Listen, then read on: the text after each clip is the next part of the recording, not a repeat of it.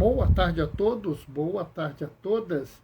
São 15h30, vamos caminhar com Jesus. Hoje vocês estão vendo um fundo diferente, né? Não estranha não, pessoal, é que eu mudei a posição do computador, mudei a posição do aparelho aqui, do ring light. Então vocês estão vendo um outro pedaço do meu quarto, né? Um pedaço que vocês não estão acostumados a ver. Mas é tudo igual, nenhuma mudança em particular não, né? É tudo como antes, né? Então vocês estão vendo um pedacinho maior do armário que tem no meu quarto. É só isso que vocês estão vendo, tá? Né? Hoje a gente tem uma leitura muito interessante, uma leitura conhecida, né? Mas eu acho que a gente pode, não é fazer uma releitura, né? Mas acho que a gente pode enfatizar um aspecto, né? E é um aspecto que eu acho que é de suma importância, mas que as pessoas esquecem, né? Eu acho, talvez, que as pessoas se preocupam tanto com uma série de coisas que acabam se esquecendo, né? Nós estamos chegando no finalzinho da quaresma, né? Estamos abrindo a 5ª semana, né? Então a quaresma tem 40 dias, né? Então nós já estamos assim na reta final, né? Daqui a pouquinho a gente inicia a celebração da Semana Santa, né? A gente inicia a celebração com o Domingo de Ramos, que é o domingo que vem, né?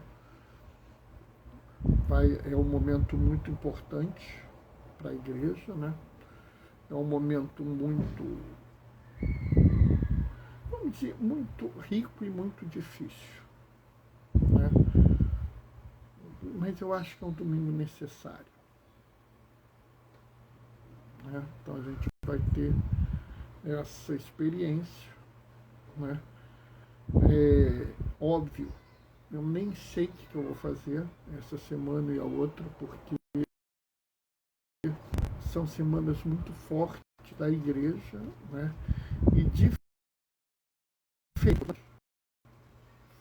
né? Porque nos outros anos a gente estava necessariamente em casa por conta da pandemia, né? Esse ano a gente ainda está na pandemia, ainda estamos numa epidemia, mas a gente já tem uma boa parte da população vacinada, né? Então já dá para as pessoas estarem dentro da igreja, e eu sempre prefiro de máscara. Ah, Bernardo, a prefeitura diz que pode ir sem máscara. Tá, tudo bem, né? Como eu costumo dizer, o papel da prefeitura é a ação política dela. Eu sou um profissional de saúde, eu sou um homem que tenho uma história na saúde coletiva, uma história no movimento sanitário, eu tenho uma responsabilidade, né? Eu tenho uma caminhada. Então eu digo para as pessoas, eu como sanitarista, como mestre em saúde, eu não acho que a gente deveria estar andando sem máscara, pelo menos nos ambientes fechados, né? Nos ambientes abertos eu até acho que poderia. O problema é que você está andando sem máscara, tem um outro sujeito sem máscara que está com Covid, começa a tossir perto de você, você pode ser exposto, né? Ah, a sua vacina pode te proteger? Pode. Poder pode. Mas pode não proteger também. É claro que o risco da pessoa vacinada é muito menor do que a pessoa não vacinada. Mas existe um risco. Então a gente tem que tomar um cuidado, né? Tem que ter um certo respeito com essa situação, né? Então, eu aconselho, sim, participa das atividades, participa normalmente, mas toma cuidado, tá? Toma muito cuidado e usa a máscara, né? De preferência uma máscara boa, né? Não precisa ser uma máscara cara, vai na loja de ferragem, compra aquela máscara azul que pedreiro usa, né? Ou deveria usar. E garanto para você que você está com uma máscara boa. Vamos começar, pessoal. O Senhor esteja convosco, Ele está no meio de nós. Proclamação do Evangelho de Jesus Cristo, segundo João. Naquele tempo, Jesus foi para o Monte das Oliveiras. De madrugada, ele voltou de novo ao templo. Todo o povo se reuniu em volta dele. Sentando-se, começou a ensiná-los. Entretanto, os mestres da lei e os fariseus trouxeram uma mulher surpreendida em adultério. Colocando-a no meio deles, disseram a Jesus: Mestre, esta mulher foi surpreendida em flagrante adultério. Moisés, na lei, mandou apedrejar tais mulheres. Que dizes tu? Perguntavam isso para experimentar Jesus, para terem motivo de o acusar. Mas Jesus, inclinando-se, começou a escrever com o dedo no chão. Como persistissem a interrogá-los, Jesus ergueu-se e disse: Quem dentre vós não tiver pecado, seja o primeiro a atirar-lhe uma pedra. E, tornando a inclinar-se, continuava a escrever no chão. E eles, ouvindo o que Jesus falou, foram saindo um, a começar pelos mais velhos. E Jesus ficou sozinho com a mulher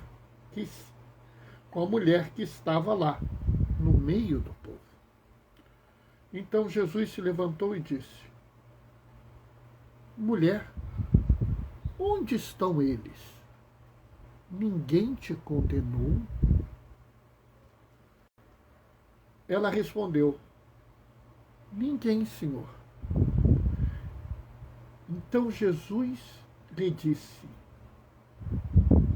Eu também não te condeno. Podes ir e de agora em diante não peques mais. Palavra da salvação.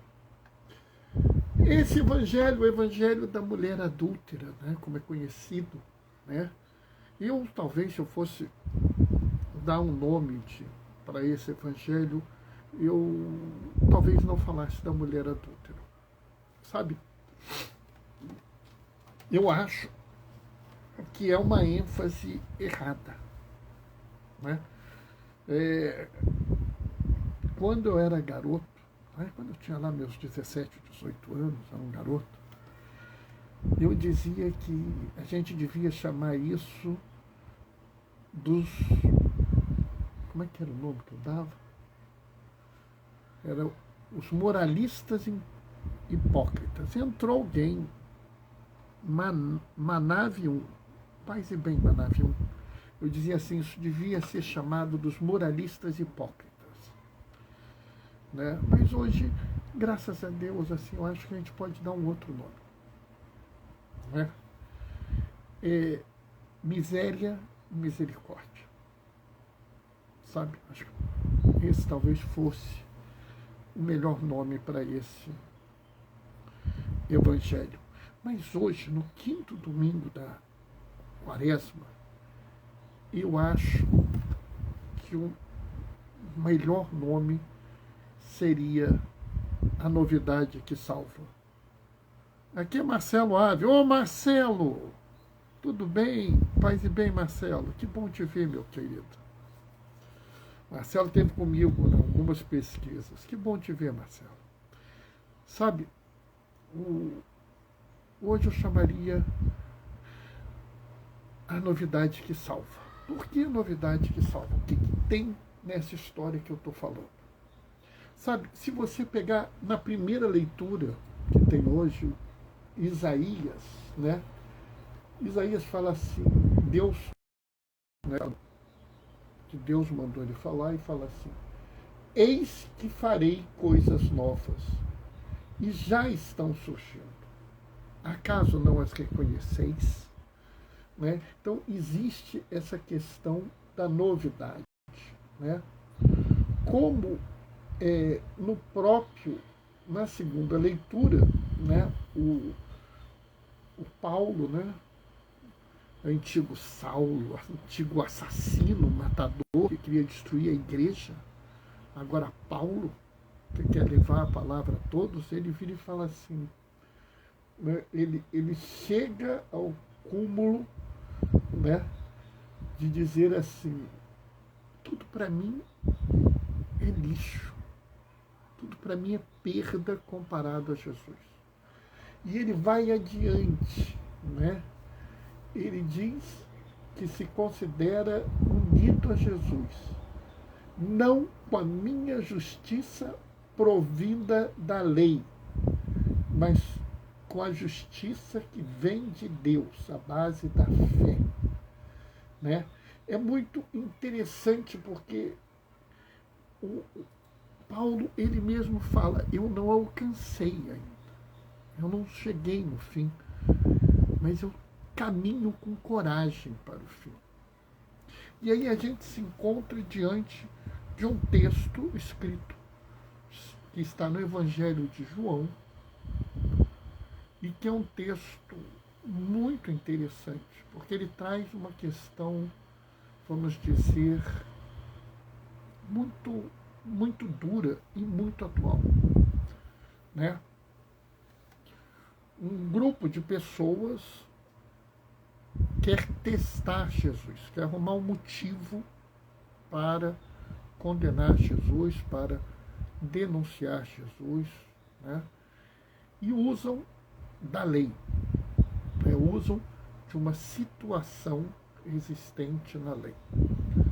Né? Na verdade, há muita gente que faz isso hoje em dia, que usa da moral da igreja para fazer mal aos outros. Né? Há pessoas que pegam a lei ou a Sagrada Escritura para fazer mal aos outros. Eles transformam versículos em pedras para jogarem nas pessoas. Né?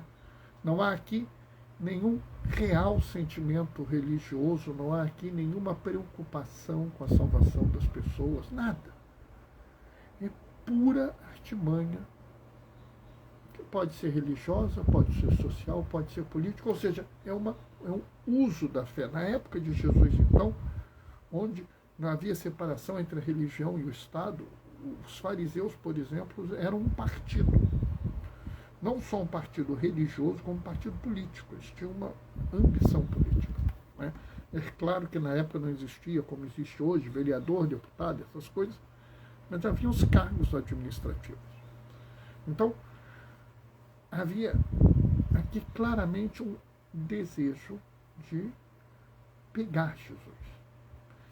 E esse desejo é tão hipócrita, mas tão hipócrita, que eles trazem a mulher adúltera, mas não trazem o homem adúltero. Porque vamos combinar, se a mulher foi pega em adultério, tinha um homem no meio. Né? Senão, pela lei de Moisés, não haveria adultério. Né? Um dos dois tinha que ser casado, e um dos dois tinha que ser de outro casamento. Então, cadê o segundo? Né? Na verdade, isso é toda uma estrutura, né? Que na época de Jesus, mulher não valia nada. Então, havia, vamos dizer assim, uma clara posição de usar uma pessoa frágil da sociedade para um fim político, para um fim religioso, ou seja, havia aqui claramente uma maldade extrema. E é muito interessante porque a primeira reação de Jesus é desconcertante. A lei manda apedrejar essa mulher. O que o senhor diz? A primeira reação de Jesus é não falar nada. Porque, na verdade, aquela visão era tão absurda para Jesus, mas tão absurda, que ele nem quer responder. Jesus é Deus, ele conhece a lei perfeitamente, ele sabe porque a lei foi escrita. E ele sabe que a lei não pode ser instrumento de opressão e de morte. É por isso que Paulo fala: eu não estou unido a Jesus pela lei. Porque a lei, como havia estado, não como no que havia se transformado, mas a forma como ela estava sendo interpretada, não tinha nada a ver com Deus. Quando você usa a lei para uma forma de opressão, quando você usa a lei para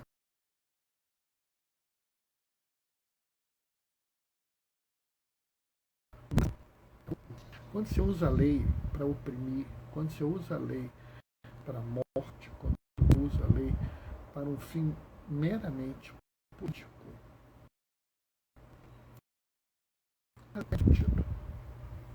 a lei existe primariamente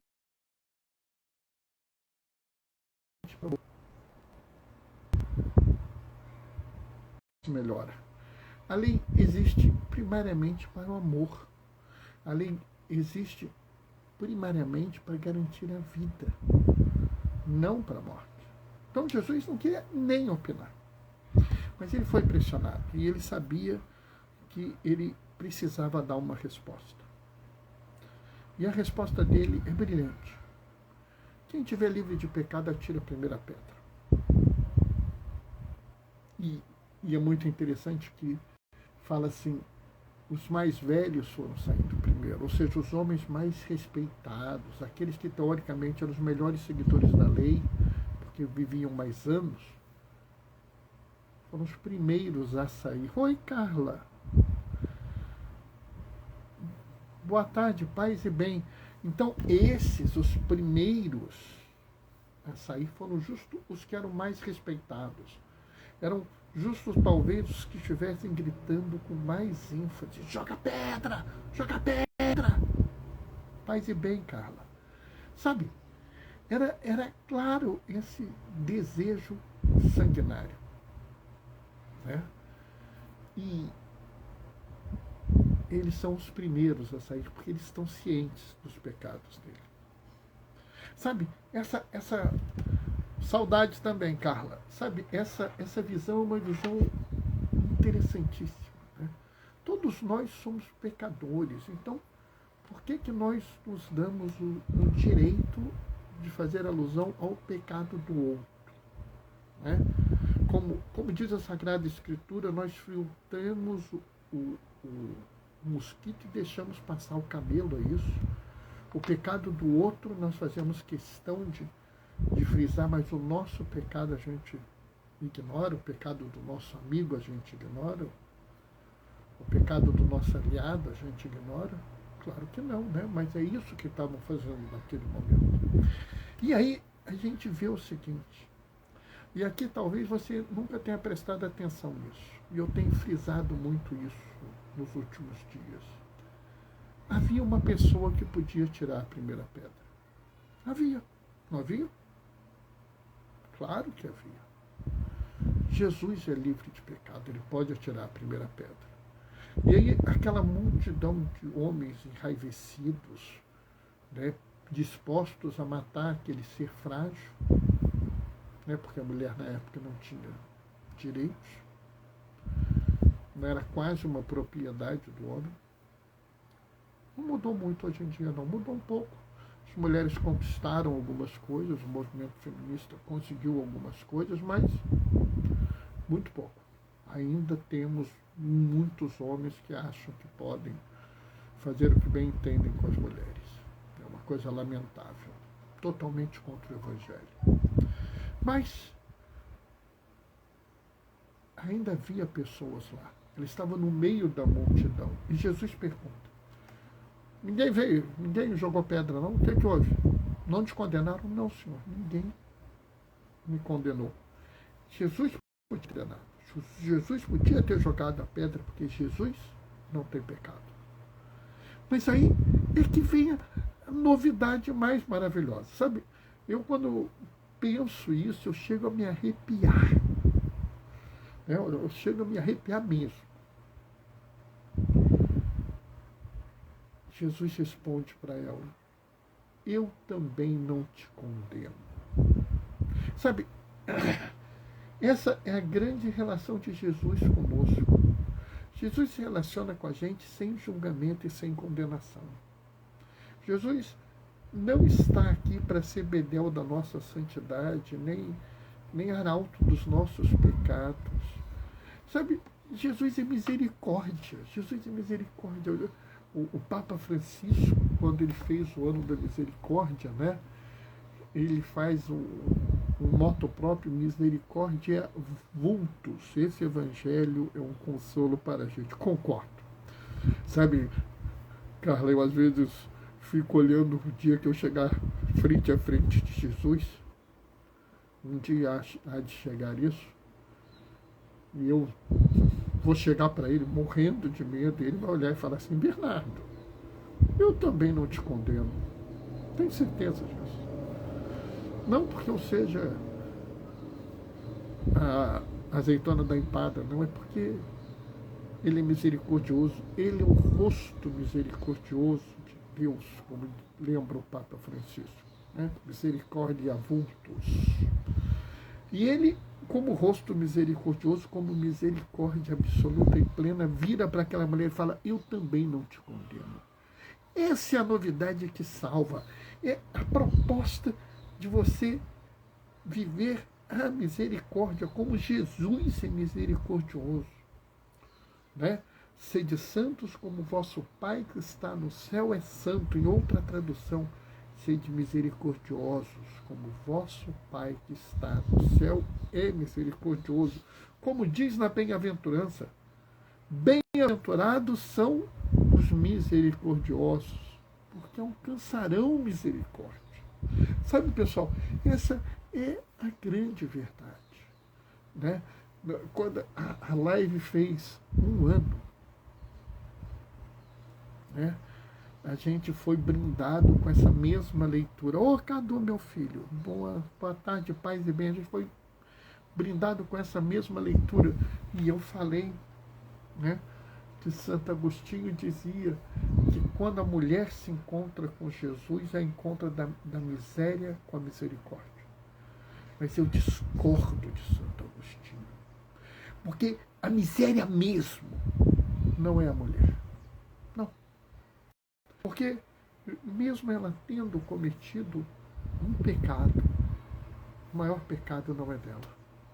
O maior pecado era daqueles fariseus, daqueles mestres da lei, daqueles homens que usavam da religião para a opressão e a morte. Né? Eles sim, eles eram a miséria absoluta. Carla, interessante que Jesus colocou acessível para aquela mulher. Ela provavelmente via Jesus como alguém distante. Sim, concordo. Não havia pensado nisso, né? Na verdade, ela devia estar olhando para Jesus com uma sensação assim de absoluto terror, né? Porque aquele era o homem que podia sentenciá-la à morte, né? E ele sentencia ela à vida. Deve ter sido um momento fantástico, né? Eu imagino assim, isso não está descrito, né? Mas eu imagino ela caída no chão, esperando ser apedrejada, e Jesus se curvando para ela. Eu penso assim, sabe, pessoal? É uma impressão minha. Se curvando para ela, tocando nela com toda a ternura e falando assim: eu também não te condeno. É assim, é como eu imagino essa cena. Sabe, aquele toque de uma ternura, de um cuidado, de um carinho, aquele toque de quem se preocupa profundamente, né? Eu também não te condeno. E essa é a frase daqueles que seguem Jesus. Sabe, Moema Miranda, uma grande amiga minha, uma pessoa que participou do sínodo para a Amazônia, ela uma vez falou uma frase que até hoje eu guardo com muito carinho. Por Jesus vivemos. Por Jesus morremos. Por Jesus nunca matamos. Sabe, essa é talvez aquele momento, né? Quem estava ali não estava pedindo a morte, não estava por Deus. Eles eram os grandes miseráveis. E a grande resposta é a resposta que deve nos levar firmes para a Semana Santa que se aproxima. Jesus vai olhar para a gente e vai dizer assim: eu também não te condeno. Mesmo quando a humanidade o condená-lo, ele falará para a humanidade: eu também não te condeno. E nós, que caminhamos com Jesus, temos que aprender a exercer a misericórdia, a não condenar, a não criticar, a, no máximo, exortar alguém para o bem. Vejam que Jesus fala assim: vai e não peques mais, mas não fica correndo atrás da mulher, querendo saber se ela peca ou não peca. Dá um conselho. Vai, minha filha, e não peca mais. Né? Mais ou menos como um pai, uma mãe cuidadosa, né? Minha criança, não faz mais isso, você pode se machucar. Mas se a criança voltar a fazer, o pai e a mãe continuam amando. Então, vamos seguir firmes. Tá para começar a Semana Santa, domingo que vem. Conto com todos vocês.